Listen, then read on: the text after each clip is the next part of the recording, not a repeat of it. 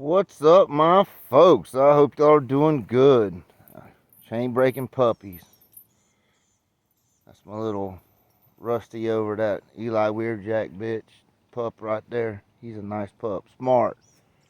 Act like he's been on a chain his whole life. Just really comfortable with it. Playing, digging, doing like he should already. One day. That's how they should go. I'm letting him get soak up as much as daylight as I can before I've got to put him back up in the kennel house. But anyhow, I wanted to drop a video because for some reason, I'm getting alerts when you guys are leaving comments. But anyway, I looked at one today and it said that I guess there's another YouTuber. I'm not even gonna say his fucking name because that's what they want. It's saying I got him in trouble on YouTube. That's ridiculous. That's horse shit right there. But no, that's freaking ridiculous horse shit. First of all, the name of him should tell you guys I would have never have ever watched one of the videos he put out anyway, which I don't even watch none of them anyhow. So, anyhow, no, that's horse shit. What's up, Curtis? That's Curtis Lowe. That's off of Cherry and the Choco Taco Mail. Nice puppy, coming along real nice. But anyhow, I wanted to talk a little bit about. I had a couple. I'm gonna go do 2 questions that I had, and we're gonna go over them. First one was the major difference between when I started in the dogs and now. Well, really, man. Honestly, when I started in the dogs, it was a totally different world. Okay, and you know. It's not much different now because I only associate with real dogmen or dogmen, period. I don't really try to fool with it now, but it got to the point where I'll tell you how it was in the pit game anyway. Well, when I started, when you looked up, it was all dogmen. Everywhere around, every face you seen, that motherfucker was a dogman. He fed dogs, he had dogs, he was a dogman. To the point where when you looked up, it was a bunch of strangers you didn't recognize that was not dogmen, you know. They might have been gamblers, but they weren't dogmen. You know what I'm saying? A lot of them didn't even have dogs, didn't feed dogs, didn't even own a dog. You know, and it got to that point. So that was the biggest change in the thing that I seen. And I don't know what it's done since then. So, because I'm at the point where I'm catching hogs with them, hunting with them, and they're all dogmen that I fool with because they're all serious. You know, it's finally got to the point where. These dogs are commanding what they're worth for swine, you know, for catching swine, livestock, whatever, blind, whatever you're catching with them. But they finally got to the point where their value is a smart dog. You know, they got to have some intelligence, which they're all walk-in dogs. They're so hard to make them run and catch dogs. I mean, it's almost impossible. But occasionally, you can get one smart enough too. But for the most part, they're walk-in dogs. But yeah, they're finally commanding a price where it's worth raising them, and that's what folks got to understand. That's why, guys like me are doing this, trying to get, that magic number. If you can produce 25, 30 good prospects a year, the price they're commanding, it's worth raising dogs. You know what I mean? And that's where the money is, in the finished out dogs that are hitting hogs good and that are finished out. The key thing is understanding them, getting the people to understand them, but that's just all it is. The difference is a lot of these game bred dogs, when you tie them to the tree after you catch the hog, you don't want to let nothing get near him.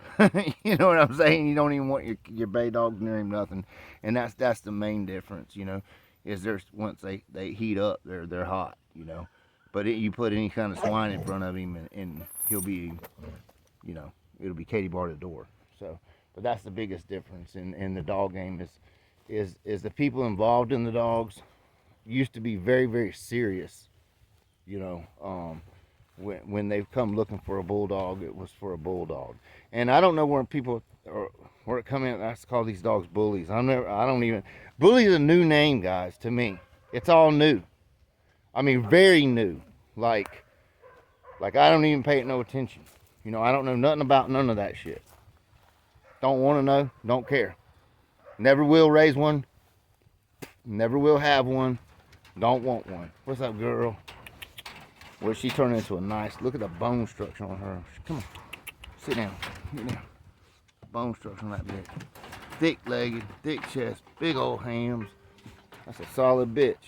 That's off a tank. That's gonna be that's gonna be a solid puppy, ain't she? But yeah, I got too much to worry about than worry about other people's breeds or whatever they're doing. What's up, little girl? She's coming off. I'm drying her up now. And Puppy's looking good, guys. I need to do a video and show you them. Them some bitches are prime. What's she doing, buddy? That's another one of my one of them off of the Rusty. Back to my the little Eli Weirjack bitch. Very nice dogs. I like them a lot. Real well put together. Nice build. Good looking dog. Real serious little puppies too. But anyhow, oh yeah, and people were asking if I got pups. Of course I got pups. I'm always gonna have pups coming. I'm not stopping. That's the game plan, is to make my prospects out and send out finished dogs. That's what I want to start doing. You know, it'd be nice to get paid for all the work you do in these dogs, you know. I'm at the point now where they just pay for themselves. It'd be nice to turn a profit. But, and that's the only way I can see doing it. I can't see doing it by selling puppies for what I think a puppy's worth. And I can't be unfair to people, you know. But yeah, and of course, I bred her. That y'all wanted to see the Turtle Buster blood come back. Well, it's coming. I'm doing my Turtle Buster crosses now. She's crossed back into it. Into straight, it's into the Buster stuff.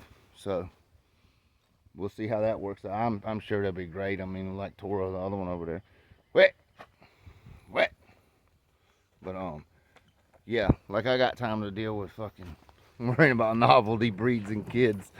You know what I'm saying? Some of you guys are funny.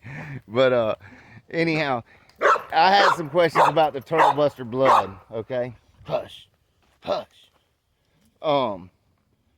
Like what do I like to cross it back into and all that? Well, obviously I like to cross it back into what I'm crossing it into. But from what I've seen, mainly anything of the Eli Jr. family, it has always done real good. A lot of old timers like to cross it back into Eli. Hide Satch blood was real popular back in the day. And I think the Hide Satch dogs is what really gave the Turtle Buster dogs their name of being the real shorter to cook type dogs is those dogs. Whereas when you got into the other families cross back into it, like the Art blood, any of the Eli Jr. bloods, I've seen it crosses good with Chinaman, it crosses good with Niggerino, it crosses good with Rascal, any of that stuff. Jeep Rascal, Jeep Red Boy Rascal. I mean, it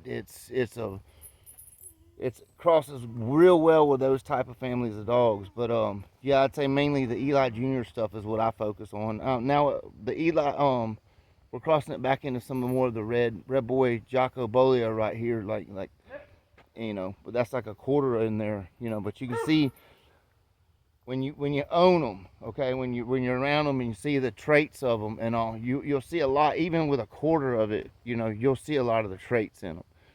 What's up, mama? What's up there, mama? What's up there, mama?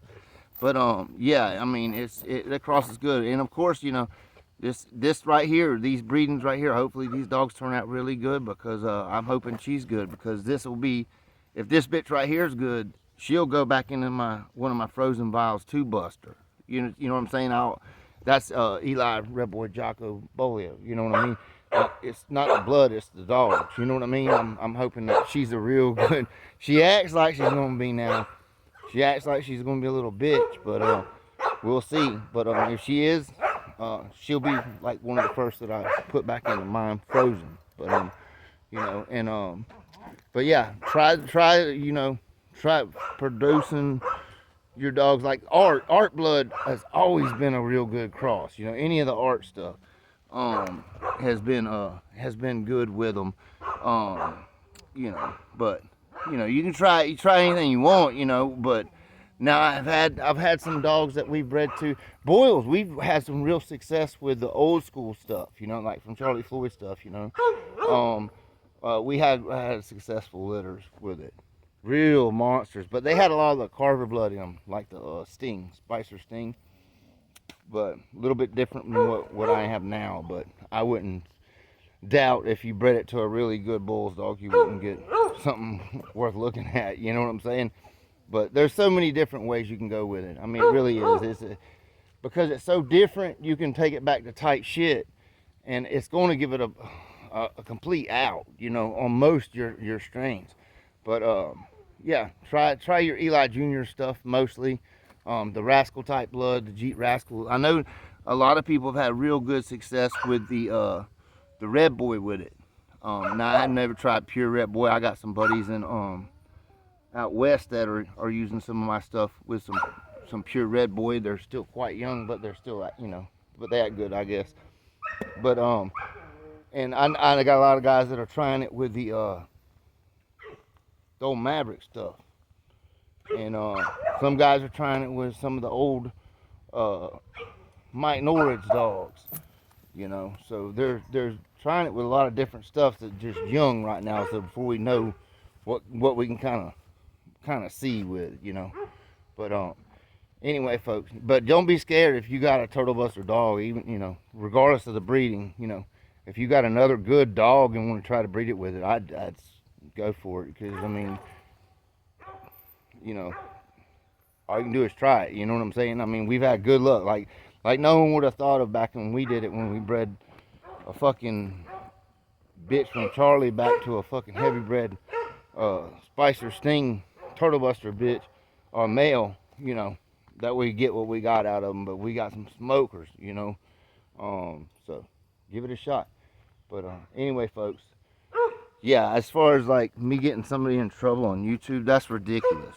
I don't even get, dogging to me is not about YouTube. Get that out of y'all's head. That's the problem. That's the difference. We didn't have to deal with all this bullshit back in the 90s. That's the biggest difference. If you want to know, that's the biggest difference. We didn't have to deal with none of this kind of bullshit. But anyway, folks, y'all take care, and y'all keep on bulldogging.